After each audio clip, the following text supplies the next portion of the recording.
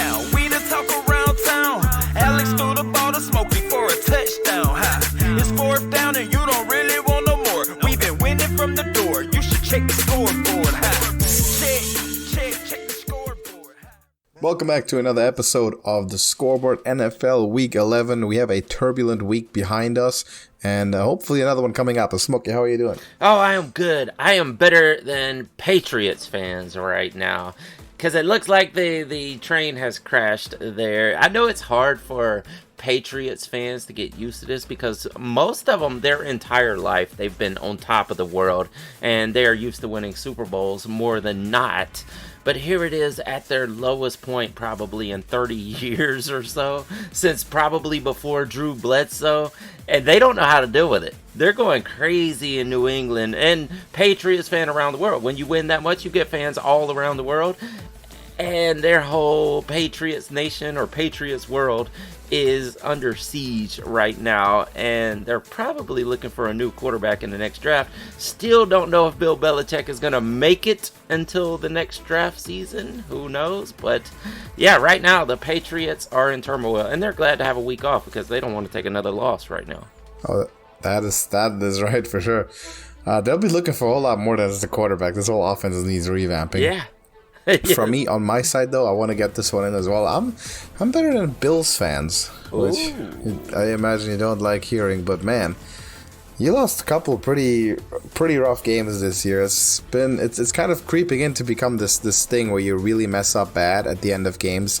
Did against the Patriots, gave it up against the Jags, and now this absolute blooper against Denver. And you look up and you're Madden cover athlete, MVP, frontrunner, next superstar is 5-5, and kind of an outside looking in when we talk about the AFC playoff picture. The Bills, in terms of next gen stats, are right now projected to have a 33% chance of making the playoffs this year. Wow. They are twice as likely to miss the playoffs than they are to make it after week 10, which is weird to think, given they're the Bills, but that's what we're looking at the moment, and they really have to pick themselves up here and get it going. So it's not looking good for them, and they've already actually fired their offensive coordinator just a day after that debacle, or the very next day. So we'll see what happens there. I'm kind of hoping in a way that just because Brian Dable is not looking too hot with the Giants, if he doesn't keep that job, maybe he'll just go back to Buffalo. That's exactly what I was going to say. I bet they're hoping they had Brian Daboll back right now, or wishing they had. I don't know if, maybe that Giants team is so bad that they may actually fire him and he may come right back. But it's possible, yeah. At 5-5, I don't think this team has been at 500. Maybe early in the season, 1-2 games in the season, 3 games in the season, maybe 4. I guess it would have to be an even number. But since Josh Allen has gotten there, I don't think they've been at 500 deep into the season. Even the year before was like the first year they had made the playoff in countless number of years. But that was with Tyrod Taylor, I believe. And then Josh Allen took over the next season. And they've been on, the high horse ever since. That's another team that hasn't seen losing seasons in quite a while. So, yeah, they are in turmoil. They keep giving these games away. And it may actually be an offensive coordinator issue here, because that offense looks horrible compared to what they have been the past few years. Maybe they'll get the 2-game bump though now, so I need to look at my so that predictions. Counts for an OC. Yeah. We'll see. They could definitely use it. Before we get into week 11 here, our weekly MVP rankings. Do we have big shakeup? To me, not necessarily. No, all the big, a lot of the top candidates had bye weeks. Bit of a down game for guys like Lamar Jackson. To me, Tua is still my current pick as of today. Though I think Brock Purdy's making maybe a reappearance in the top 5 at least. He had a great game. And also, I think we got to talk about CJ Stroud. This is a name that's getting a lot of attention. Obviously, Jared Goff had a pretty good game. Justin Herbert had a decent game. Of course, didn't, in classical Chargers fashion, didn't turn out that way. I think all of, or most of the top guys, pretty good shot. Josh Allen definitely falling behind a little bit. I'm still going with Tua, but it is a close race, and there's a good handful of candidates that are very much in it. What do you think? Yeah, it's pretty much Tua still, only because he had a bye last week, so he wasn't out there to lose it at all. And the top three obviously were all off last week, so they couldn't go backwards in the polls, right? Other than that, Goff still looks good, and Herbert, for what that game was, still looked pretty good. So I'm actually taking Allen out of my top 5 at this point. I've got a tie between Tua, Mahomes, and Herbert right now. I still think Tua edges it out a little bit, but yeah, Goff and Herbert right behind that, and no Allen at this point. Big problem with Herbert is just team doesn't win enough games. Not that that's his fault, but if you have a team that's barely scraping above 500, very hard time winning MVP. It doesn't happen all that much, especially if you're a quarterback. So that is his biggest Achilles heel at the moment. Oh, for Justin Herbert. That is, he's playing phenomenally. He's playing incredibly well, and has been. But yeah, the results aren't there yet. So Tua, to me, it is still. We have this game we play here. It's called Guess the Biggest Spread, and I already told you just before we started the show off the air. This week's tough. We have the 5 biggest spreads this weekend are all within 2 points of each other. And that means it's difficult to guess the biggest one, but I'll give it a shot anyway. Who do you think has the biggest spread this weekend? Well, I think I can guess the 5 by looking at this. As far as which one of these really stand out, I'm going to take a shot at it, but I really don't know. Okay, tell you what. If you guess all 5, and you don't get the number 1 right, I'll still give you a point if you get the exact 5. Okay, all right. So we have Bills and Jets, which actually, after talking about the Bills like that, it may not be so much, but I still think that's going to be a big spread. I would say the 49ers and Bucks, and those are the 2 that I'm least sure about. These others I think really stand out. The Dolphins and Raiders, that should be a pretty big spread. The Lions and Bears should be a pretty big spread. And I think the biggest one of them all has to be the Cowboys and the Panthers. Okay. So, unfortunately, you didn't get either category right here. No way. You got 4 of the 5 games. You got 4 of them right. Biggest spread isn't the Cowboys. The biggest spread is actually the Dolphins over the Raiders at 12. Yeah. But the other game that is also a 10-point spread, Washington over the Giants. Oh, really? Yikes. I did not expect that one. That tells you a lot about what we think about the Giants now. Because remember, the Giants were like 16-point dogs against Dallas and somehow convincingly did not cover that spread. Yeah, that's what I told you last week. I was like, I don't think they can cover that. The Giants are so bad, especially with Tommy DeVito. Like, this team has no chance. They are, with Tommy DeVito, the worst team in the entire league. Even worse than the Panthers right now. So it's rough. Yeah, I mean, I guess everybody's going to have a 10-point spread on them, right? I suppose so, but this is really bad. It's really bad. Speaking of last week, what results are we looking at? I have a feeling that since it was a wildfire week, we didn't have a lot of points. Didn't look too good. Absolutely horrible. All right, we'll go over the ones we disagreed on. Panthers and the Bears. I had the Bears. That's a point for me. Browns and nope, actually you picked the Ravens also. It was the Saints and Vikings. I had the Vikings. Another point for me. The Titans and Bucks. I had the Bucks. Another point for me, and I think that's all I got though. Commanders and Seahawks. Somehow Pete Carroll always finds a way to win, so you got that one. He always does it. Yeah. He shouldn't have, but there it is. And the other toss-up was Jets and Raiders. You had the Raiders, and they somehow pulled that one out also. The two-game bump is still alive, yes. Yeah, maybe the Bills will get that now. But we'll see. It wasn't good overall, though, because it was so crazy of a week. I had 7, you had 6. Bringing our total, 85 for me and 88 for you. We are pretty far behind where we were at this time last season. Man, that's not good. I don't know why. Is it just us, becoming less... it has to be like the season's just more unpredictable, right? Yeah, it really does feel like it too. It is. The parity has gone crazy in the NFL. Like these teams are all within, other than the Giants and whoever they're playing, like most of these games are coming down to one-score games everywhere. All like the Ravens had that game in hand, and then somehow we go all the way down to the very end to see the Browns win. That's been happening all season. All of these games are like 3-point games, maybe 7-point games if you're lucky. Only a few teams have had the luxury to blow out other teams this entire season. So that's why I think it's just, a flip of the coin for a lot of these teams. And luckily, or unluckily, there's not enough favorites that are just blowing teams out this year for us to make that many correct calls. It's a lot of crazy stuff happening this year. Mm-hmm. Sure. Absolutely. Let's see if we can catch it up, huh? Mm-hmm. This week.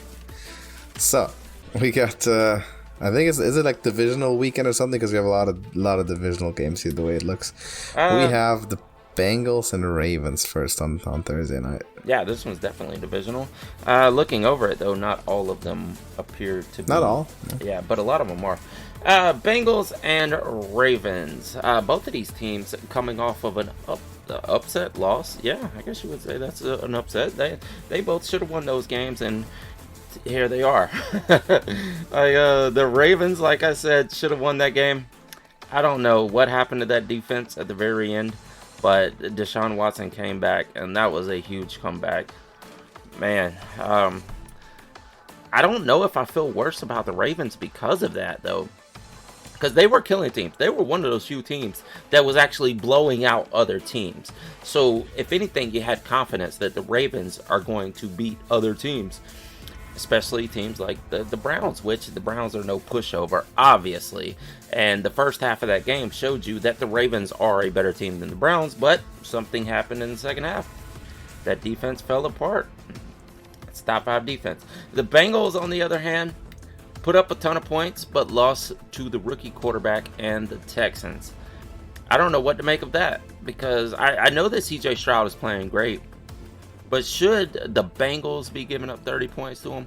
Should it have even been that close? It shouldn't have. The Bengals should have easily won that game. There's no doubt about it. But this kind of makes it a toss-up here. Since it's a toss-up, I'm going to give 3 points to the home team and go with the Ravens. It's a tough one. Both teams, like you said, should have won. Both teams definitely feeling the pressure. This is a big game. This is huge implications for playoffs, division title, because this is probably the toughest division that we have at the moment in the NFL.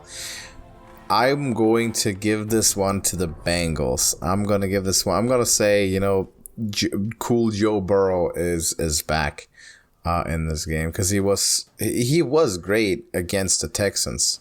And it just so happened that CJ Stroud pulled off another game-winning drive, and it's against a defense that somehow can't stop an offense with 50 seconds left to go in back-to-back weeks. I don't know how you run into that, but Texans' offense is good, but so is the Ravens' offense. But I think the Bengals' offense is clicking. I think it's kind of a bump in the road that they did lose that game, which was a fantastic game, by the way, one of the best of the week. The Ravens, I'm a bit more concerned because they tend to have these moments where for like a whole quarter or sometimes a whole half, they seem pretty uncreative. Like, there's not a lot going on, and the only reason they stay in games is because Lamar can make it happen on the ground and get those key first downs and set up scoring drives or set up longer possessions. Doesn't seem as like systematically successful to me as the other like really elite offenses in the league. That's one concern that I have, and that is why I'm giving this divisional showdown to the Bengals. And I just want to say it's about time that we have a really, really good primetime game, because it's been a while. Mm-hmm. Absolutely. Certainly been a few weeks. Yep, going into Sunday. We got the Cowboys once again against Carolina Panthers, and once again they're big favorites. Oh yeah, absolutely, and it should be. The Panthers are, I don't know. You wouldn't think they're tanking. We make fun of them for tanking, but they have their quarterback. Unless they're wanting Marvin Harrison over there, which actually that would be a pretty good pick. Would Marvin Harrison actually go first overall? Maybe that's a conversation for a different time. But right now, the Cowboys are way better than the Panthers. And as much as it sucks that the Cowboys are this good, they are really good. And they've got another really easy game to win right here. Cowboys on the road. Cowboys on the road. I agree with that. Don't want to, but I have to. Cowboys have this incredible talent in beating the really bad teams, and beating them by impressive margins. Like, they really run it up on them, and then they always lose against the other really really strong teams, because they're always this second tier of not quite top caliber, but still pretty good and good enough to really lay it on the weaker teams. And that's what they keep doing, keep talking themselves up, and then they eventually run into Philly or someone else, and they fall short. But we've seen that story for many years. This is another build-up game, so yeah, the Cowboys are probably going to run over the Carolina Panthers. I would love for Bryce Steve Young to make an impressive stand here and beat those Cowboys, but I doubt it, so giving the win to Dallas.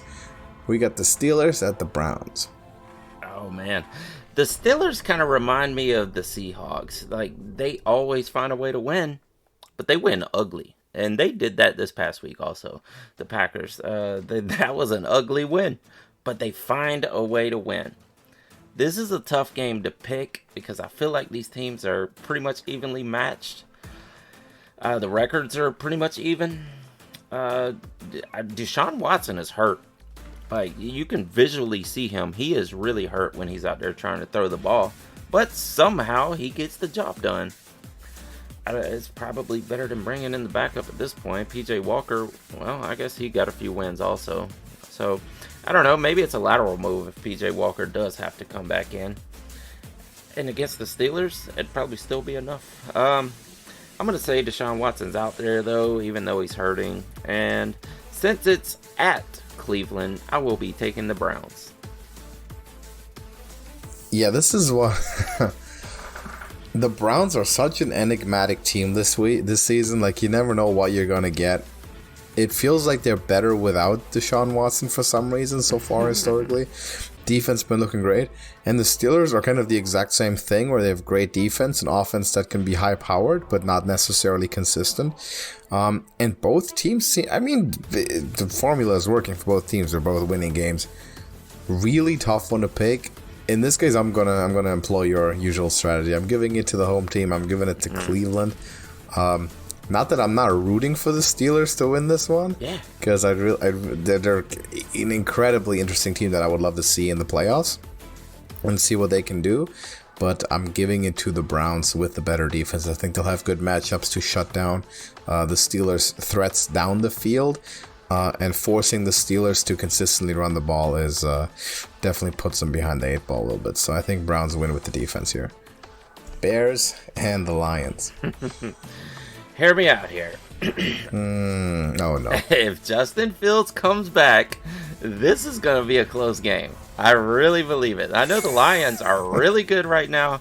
They put up 41 points on the Chargers. They are 7-2, probably their best record at 8 games into the season ever. Or 9 games, actually. Yeah, probably their best ever. I don't recall a team this good for the Lions in my lifetime at all. But the Bears are horrible with Tyson Bagent. They can beat bad teams. They are good enough to beat really bad teams. They can't beat mediocre teams. They definitely can't beat good teams. Justin Fields comes back. I think he catches the Lions by surprise. Now, I'm not crazy enough to pick the Bears here. I'm definitely picking the Lions. But I just want to put that on record, that if Justin Fields is back, this is probably going to be a shootout. But I'll take the Lions at home. Justin Fields comes back for this game. Statistically speaking, the Bears should lose worse than without him, right? Because so far this season really hasn't been the difference. If anything, it's been the negative difference. Though, of course, they're generally very inconsistent team. The Lions are not. And they are one of the most exciting teams we've seen in a long time. I'm taking the Lions to win this one. They're running away with the division now. The Packers really aren't doing anything.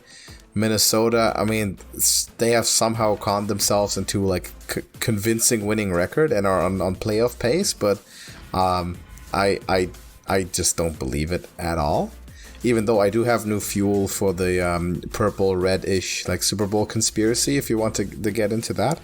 I'm taking the Lions. I'm taking the Lions to win this game. If you want to know my conspiracy fuel, the official NFL Twitter account has changed their banner picture to a picture of Josh Dobbs in the Vikings uniform after just 2 weeks. Hold on, yeah. Are you trolling? Did that really happen? No, that happened. Really? That happened. Yep. They did it. That's what they did. So, if maybe the Vikings are the purple team, maybe it's not the Ravens after all. Who knows? I mean, I kind of made fun of that, thinking there's no way with Josh Dobbs, right? But are they trolling? Maybe that's the question. Maybe they caught wind of that conspiracy. Maybe they're just like fueling it. Who knows? Maybe they'll put the Falcons at some point, like for the Falcons red. Yeah. You see Josh Dobbs versus Desmond Ridder as the quarterback battle. That would be the craziest Super Bowl of all time. No, they can't play because they're both NFC teams. Yeah, I guess so. The Falcons could play the Ravens, so that would be fun too. Yeah. Dang, that would suck. I wish they were on opposite teams. I didn't even think about them both being in AFC, so that's not going to work out. They're fanning the flames, though. Yeah, is there like a lower level in the AFC that quarterback? I don't know. A lower level AFC quarterback? Yeah, that could possibly make it to the Super Bowl. I guess it would have to be a red team though if they're going against Josh Dobbs in purple. You could have like a miracle Jets run, and then Zach Wilson plays the Super Bowl, and they go like against Atlanta for whatever reason, and then like in the fourth quarter, Aaron Rodgers with a steel chair, just jumps out of the locker room. Yeah, that'd be a good scenario. That'd be entertaining to watch for sure. For sure. Yeah. I don't think anyone will ever believe them that the NFL isn't scripted after that one happens. Not at all. But it would make for great entertainment for sure.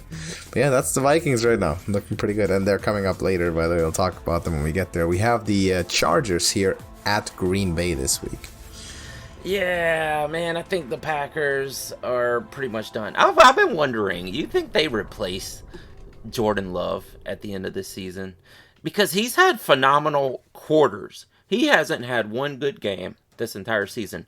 He's had phenomenal quarters of play. He has yet to put together a good game, which is crazy because apparently he has it. You can see the flashes, but yet he doesn't have something mentally that will allow him to put together an entire game.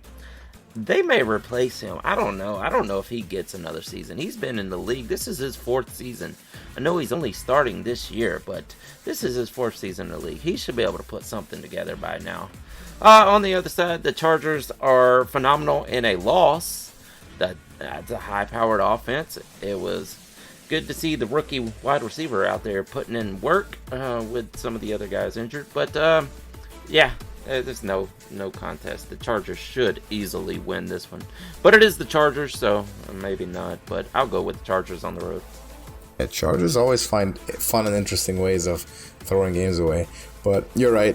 Packers are in absolute no man's land at this point. They're not making it easy on Jordan Love either. Whether they're going to replace him next year or not, doesn't really address the issue. Like the current issue isn't the quarterbacks, the roster around him, similar as it is for the Patriots. Both teams definitely have more than just one problem to fix. And for the Packers in particular, it's just the weaknesses only started getting exposed when you have a new sort of a human quarterback who can't lift your team like above and beyond every other week, which they haven't had in decades.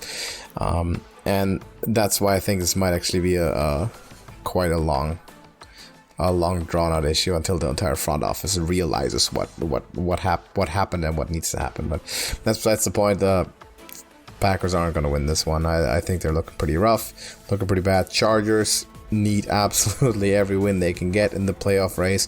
It's a travesty to think that they're just never making the playoffs. I think they've been in the playoffs one time so far with Justin Herbert, which is ridiculous. Talk about wasting a generational quarterback talent, but that's what it's looking like at the moment.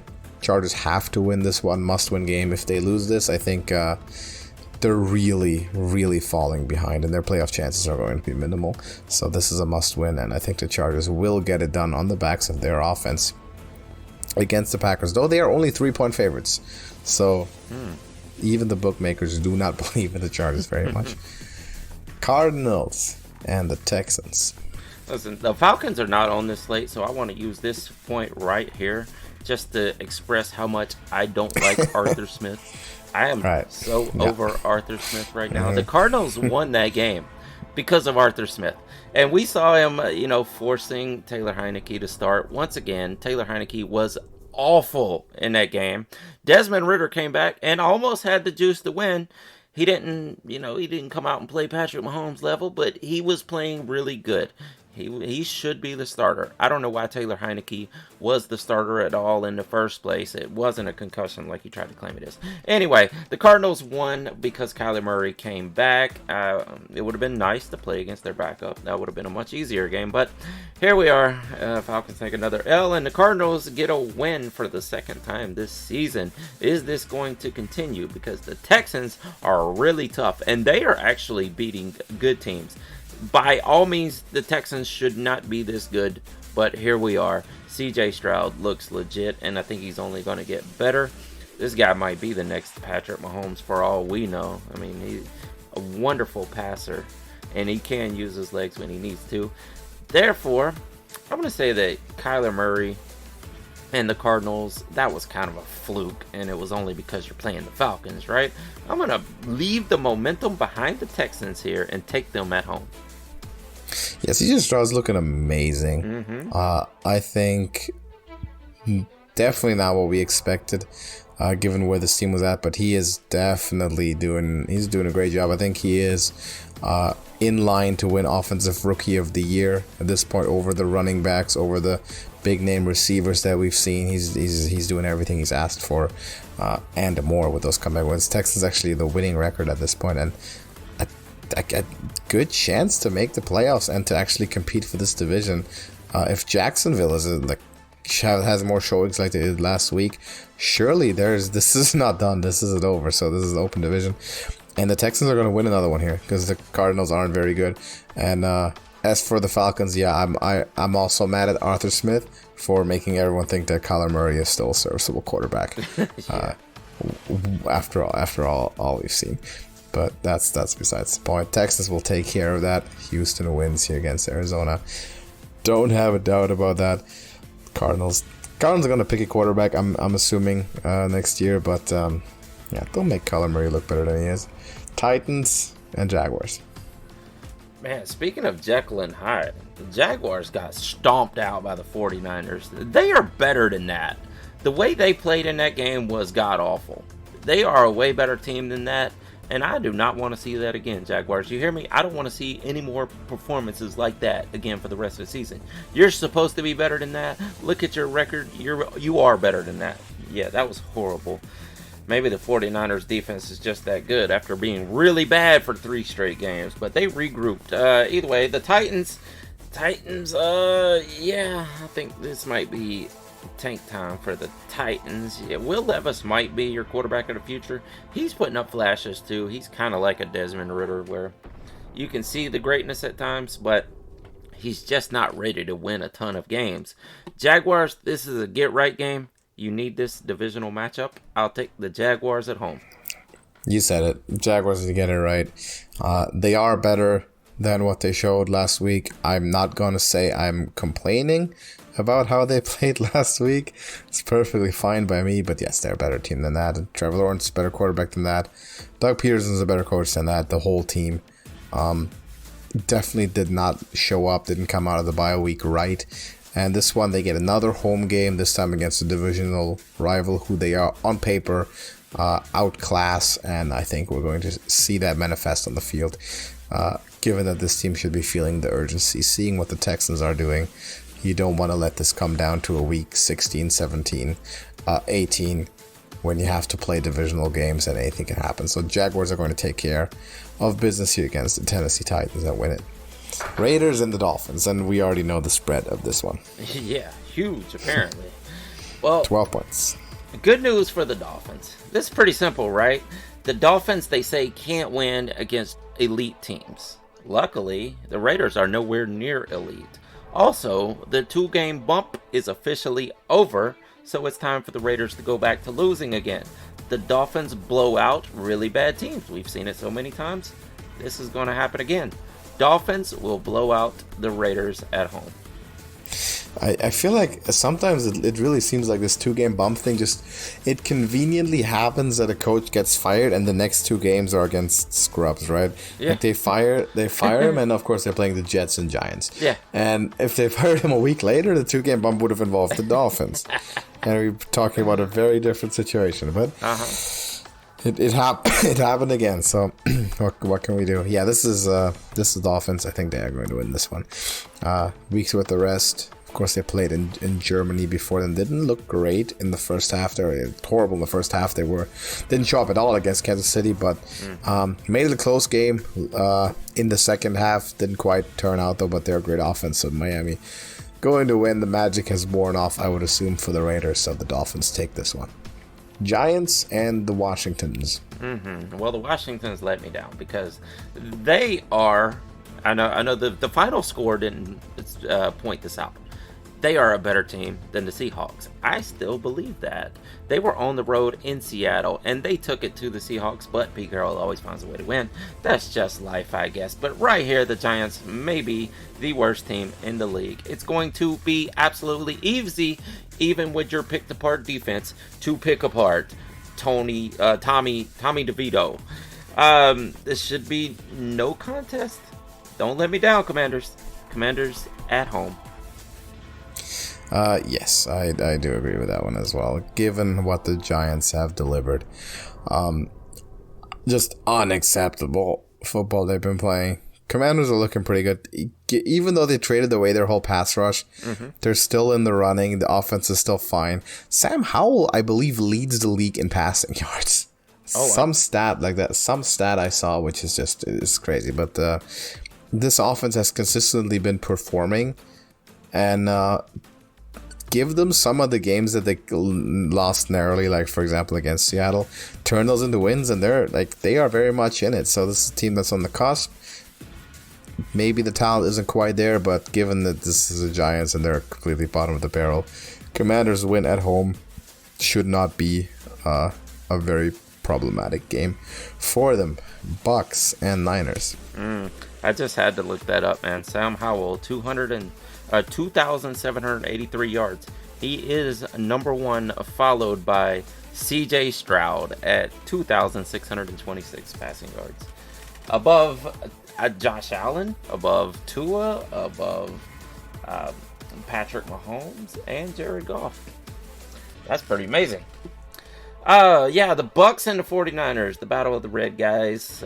Bucks are not as good as the 49ers. There is absolutely no doubt about it. 49ers, I think, put those bad games behind them after the bye. They came back and stomped out the Jaguars. Like I said, it looks like they're back to being the best team in the league. That red probably does stand for the 49ers in all actuality.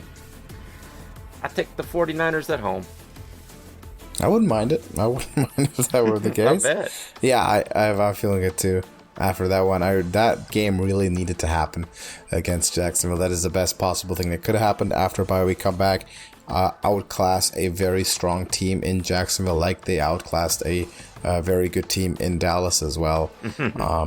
Exactly what we needed to see, and they should make quick work of Tampa Bay here. They're back. They're at full health. They're playing at home. The whole set of weapons is there. The defense is looking like they did for the past few years, aggressive, going after the quarterback and putting him under pressure every snap. Exactly what we need. So Niners looking good. Niners win at home. The Jets and Bills. You know, this should not be a challenge. The Jets are bad.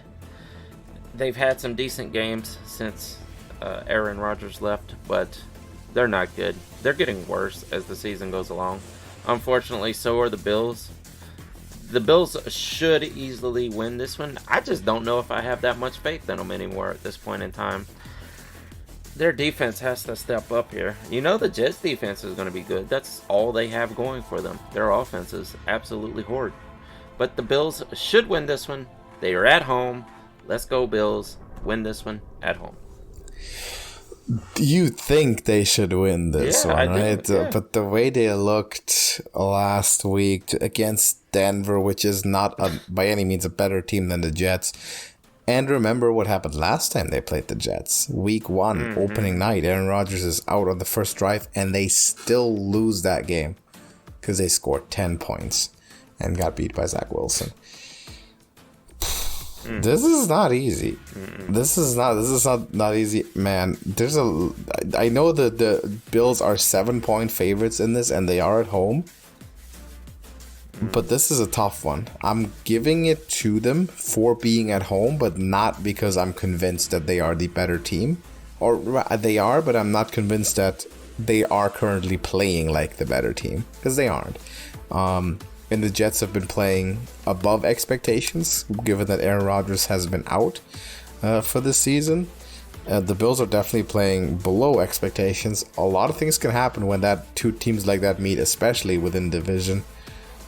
But I don't see them getting swept by the Jets this year. Also, if they lose this one, I mean, the playoff hopes are dwindling away very quickly if that were to happen. So I think the Bills are going to go week by week, treat every game as a playoff game, because that's damn near what it is for them, given the record they're sitting at.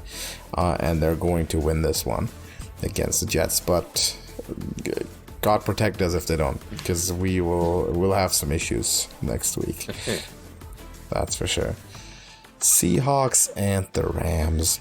Do you happen to have the spread for this game? Because I am curious. I know the Seahawks are obviously favored. I have it, but I can hardly believe it. The Seahawks are favored by a point. Ooh, 1 point. No, a point. Oh, one point. Okay. 1 point. Which is crazy to me. Maybe it sounds like it, but I kind of believe that. If Stafford is back and being in LA, this is probably going to be a close game. Because like I said, the Seahawks are not as good as their record. Pete Carroll always finds a way to win, so I think he wins this game also. But with Stafford being back, if this team is healthy, this is going to be a close game. The Rams could win this game, as a matter of fact. But I'm going to stop wasting points and betting against Pete Carroll until, a season comes along where they just lose a ton of games. I got to go with Seahawks forever, apparently, because Pete Carroll doesn't lose. I'll take the Seahawks on the road. He doesn't seem to want to lose. I don't understand either, but that seems to be the case. Yeah, I don't believe this spread at all. This is going to be a home game for Seattle, because anyone who goes into LA plays a home game. The Lions just played a home game in LA, especially if you get the West Coast teams, the other NFC West teams going against the Rams. It is never a home game for the Rams, and you can hear that just from the crowd reaction. You always feel like it's a road game. Seahawks should be favored by 5 here, given that it is in LA and it's not even that big of an advantage. I'm betting on the Seahawks spread. By the way, wow. Seattle -1. I'm absolutely taking. That is good money to me. That seems like very good equity. So Seattle -1, and I'm picking them to win the game straight up, no doubt. Vikings and the Broncos in primetime. Oh, Lord. I would take the Seahawks too. I'd bet for them, because if we think they're going to win, it is rarely that a game ends in a 1-point difference. So sure, the Seahawks might win by 3. I would take that. But yeah, the Vikings and Broncos. Man, does the miracle season continue or not? The Broncos are getting better, considering they hold wins over the Bills and the Chiefs, the 2 best quarterbacks in the league. The Broncos now have wins over them. Is the rest of the season going to go that way? I really don't know yet. What about the Vikings?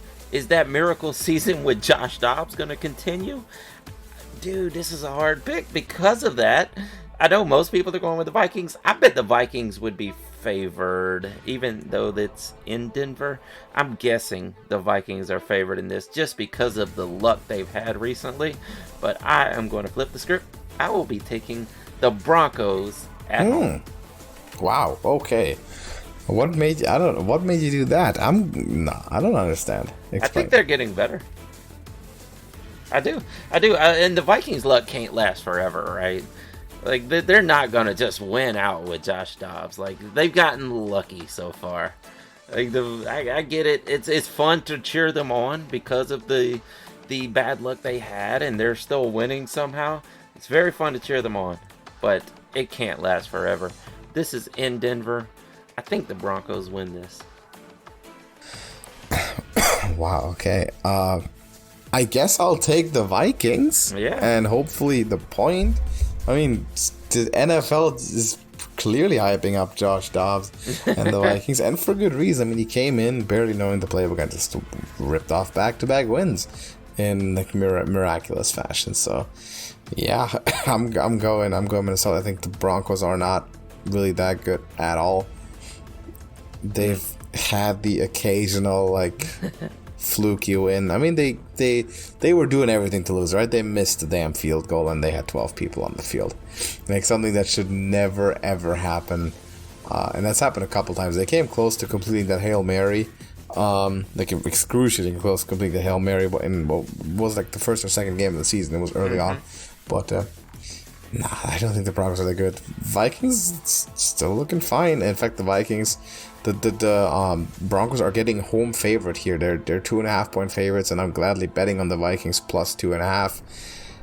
Yeah, I believe in Minnesota to take this one home. They'll be at 7-4 if they win. Can you believe it? The Vikings. That's ridiculous. Incredible. Like I said, insane. It is fun to cheer them on, and if that does happen, it'll be cool to see. You know, I'll be on their side, but I just have a feeling that the Broncos are going to win this. Just never really lose, but all right, that's fair. It's good to have some debate for primetime. I'm going Vikings. Maybe we have a disagreement on this one here too. The Eagles and the Chiefs in a Super Bowl rematch. Yeah, it is. Feels like we get a Super Bowl rematch every year, and it's always fun when they do that for the first game of the season instead of waiting till the middle, because a lot of times some of the teams are not as good as they were during the Super Bowl. But at least here we have two teams that are still on top of their division with both of these teams. It's really tough. I don't know. The Eagles have been dominant over the past few games. They weren't as good as they were last season for the first 6 games or so of the season, but here they are. They look like they are the Super Bowl team again. The Chiefs have struggled here and there. Man, they're both coming off of a bye. I want to kind of call this one a toss-up. I think... What's the spread on this one? Do you have it up? Let me see. Chiefs -3 at the moment. So okay, that makes exact sense. Home team, exact toss-up home team match. Yeah, that makes sense. So it's kind of a pick 'em here. You know what?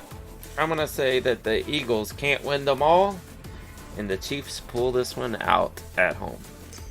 Man, this is tough. It's of course, a Super Bowl rematch. This is going to be incredibly hyped up. Might be one of the biggest games of the year, because a lot of people are projecting it to be the next Super Bowl again. Kelsey Bowl number 2. Yeah, the Kelsey and Swift Bowl. Yeah, exactly. From what I've seen this year, also by the way, the Andy Reid Legacy Bowl, because that's the two teams he's successfully coached. There's a lot going on there. We need LaShawn McCoy out there. Yeah. Oh yeah, play for the Chiefs as well. Right. Bring all the alums in. Yeah. What I've seen from both of these teams thus far this year, both obviously winning, both not as convincing as they were last year. The Chiefs have a much improved defense. Their offense has been, I guess, a bit more lackluster than we would have thought. For the Eagles, it's kind of a similar situation. Defensively, very stout. They get it done. They obviously win games, but they're not as powerful offensively as they were last year, as like unstoppable. I'm gonna say that this is a hype game, and I believe that the Eagles just kind of want to win this more, just to make a point, just to rain on the Chiefs parade. I think the Eagles go in and with Nick Sirianni, and he's gonna sell this as you're about to get this is the last day of your lives kind of thing, and this means everything. I think he's a good hype man. And I think the Eagles are just going to come out and they're going to overwhelm the Chiefs a little bit on both sides of the ball. I think they'll be incredibly aggressive. They'll knock Patrick Mahomes on the ground early and often. And they are going to take over Candlestick and win the game. Not that I would like to see that happen. Obviously, I'm rooting for the Chiefs over the Eagles, but I feel like that's what's going to happen. I think they're going to come in with a fire that the Chiefs are not able to match, or are not going to be able to match for the long enough in the game to where it's already going to be out of reach or very hard to come back. So Eagles win this one, the rubber match, the grudge match, and maybe we see it again in the Super Bowl. I'm sure if the Eagles win, everyone, even more so, everyone will be looking forward to seeing this one again. But yeah, that's what I'm thinking. Eagles get it done. I have a very interesting fun fact that I noticed here while I was looking through the sports books earlier. I was looking for the MVP odds. They've got all these guys listed, right? And then sometimes they have to specify who they mean. And the way they do it in this case, they have Josh Allen. I'm looking at the MVP odds. Josh Allen in parentheses 1996. So because there's another like good Josh Allen in the league, right, from the Jaguars, they're not going by team. It's not like Josh Allen Bills. It's his birth year. It's Josh Allen 1996. Because in theory, the other Josh Allen could go join the Bills during the season, right? And then you'd have like some dispute if the 1 in a million thing happened and that Josh Allen won MVP, and you bet on the quarterback Josh Allen, and they can't even say position because technically linebacker Josh Allen could just start throwing passes. So the only way to distinguish them for sure is birth year. So you can bet on Josh Allen 1996. The other Josh Allen is probably 97, I guess. It's probably younger, 97 or 98 or something, Yeah. Awesome. I love that. That looks cool. Yeah, I don't think he's ever gonna. It took me a while. I don't think he's ever gonna win. He may have won some awards there at Kentucky, but I don't think he's ever gonna win MVP in the NFL. Not MVP, no. Defensive player, maybe at some point. Nah. MVP, on account of his position, he will not win. Exactly. Oh, yeah. They somehow still have both Christian McCaffrey and Tyreek Hill, I believe, in the top 10 here. But, no way. I don't believe it for a second. Unfortunately, Justin Herbert's still a very good value, huh? I was going to say, unfortunately, that touchdown streak ended for Christian McCaffrey.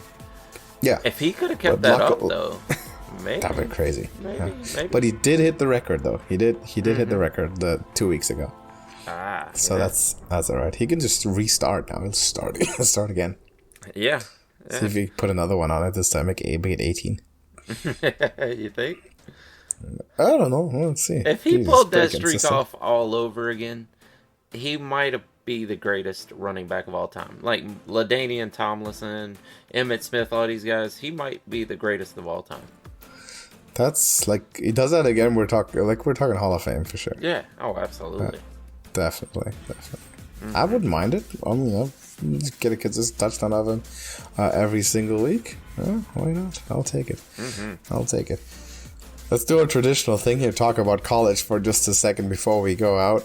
Yeah. And by the way, I didn't read them out. We have the Falcons, Colts, Patriots, and the Saints on bye week. Not exactly as many high quality teams missing as we had last.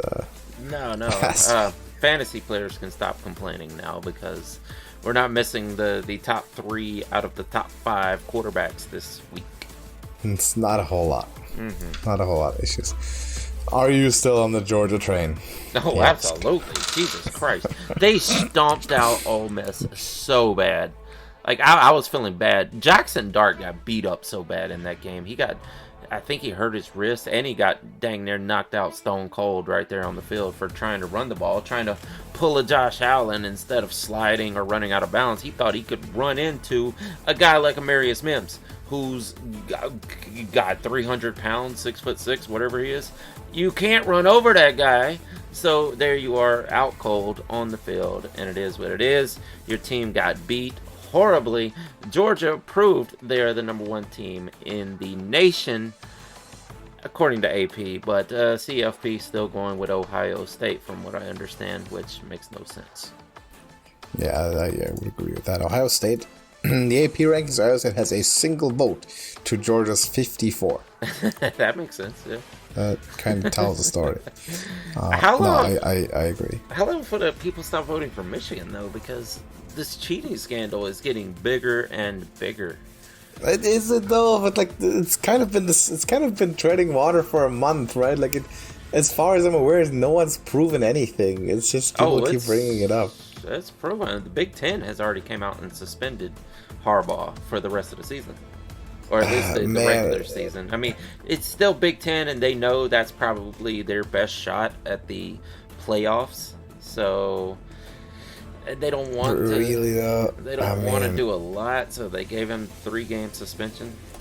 This seems so fishy to me. Like, they had some guy who like kind of was affiliated with them, who like in his free time went to go watch college games. Yeah.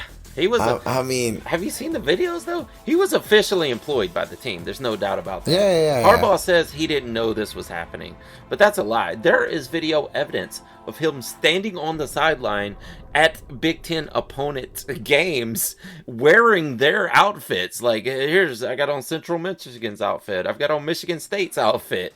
You know, he is at their games watching them and filming them. Like, that they found him on, cameras at multiple places. And there is a record of him visiting all those places. Yeah, you could say he's just an eager guy that wanted to impress the coach, and I'm going to do what I can to scout all these teams. But the fact is that he is a code breaker, and he was in the military for being a code breaker so that he could figure out these codes, right? And there's also a video of the teams. I don't remember which team they were playing, but they actually called out a play, and you could see the defense, like, as soon as the team called out their play, they threw up their signs, they called it out. You could see the Michigan defense, all on the sideline, like, change it up, we see what's happening, Pretty outstanding evidence, and the Big Ten thought, like, hey, there's enough evidence that something's going to happen here, so they went ahead and suspended them. The NCAA probably won't do anything until next season, if that, so they'll be there in the playoffs. Guess. I don't know, man. This seems like a bit much to me. It's crazy, yeah. Yeah. I guess it'll set the games like speak for themselves. Right, the game against Ohio State's what's gonna matter. That's what's gonna matter eventually, to determine who's going in and who's going home, as is pretty much the case every year. We need these still haven't. Oh, huh? I was gonna say we need these other teams to lose so that we can get a Michigan, Ohio State, Georgia, Alabama, all Big Ten, SEC playoff. That's what we need, right? That is right. That is what we need. Though I'm starting to really doubt that Florida State's gonna lose. Though they didn't look super convincing, and they might as well have lost. Yeah. I mean, they're having tough games against lower ranked teams. So dodge the bullet. They're still ranked 4th right now. Still haven't ranked up Alabama. Keep crushing opponents, and still ranked 8. Don't know what else they need to be doing here. I guess maybe when they beat up Auburn or something, that's impressive. But put them over Texas for God's sakes at this point. Undefeated James Madison. They're having a hard time because Texas beat them, so they don't want to put them ahead of Texas, even though they know Texas is not better than Oregon, Washington, Florida State. That's why they're down there. They're not. Undefeated James Madison. Still climbing the ranks, 18th at this point. I did hear something about that even though they're technically not eligible for a bowl game, if they continue to win out, the NCAA could grant them an appeal or whatever the process is to let them go ahead and have a bowl game this season. So it is possible that we do still see them in a bowl game, but officially they're not supposed to have one. Man, this is my main story of the season now. Yeah. After Air Force was defeated, I need the Dukes, the James Madison Dukes. I mean, they're winning convincingly too. They just beat up UConn really badly. Like, they are winning games. Yeah, they're killing the Sun Belt right now. That's for sure. Man, playing App State next week. Keep winning. Coastal Carolina close out. They're 12-0. I mean, They should break the top 10. I'm sorry, they should break the top 10. If they go 12-0, you got all these 2-loss teams. Yeah, those are all like SEC and like the big name teams. But let's see. I don't know. At least give them a bowl game. I would say somehow give them a bowl game. They could probably beat Louisville. Louisville fans are going to be mad about that, but I think they could beat Louisville. They might. I think they get stomped out by Missouri. They could probably hang with Penn State. They probably lose to Ole Miss. Oklahoma, I'd like to see James Madison versus Oklahoma. That would be a good game. Tennessee would be awesome. Oh, yeah. Yeah, I think Tennessee probably drops out of the top 25 by the end of the season.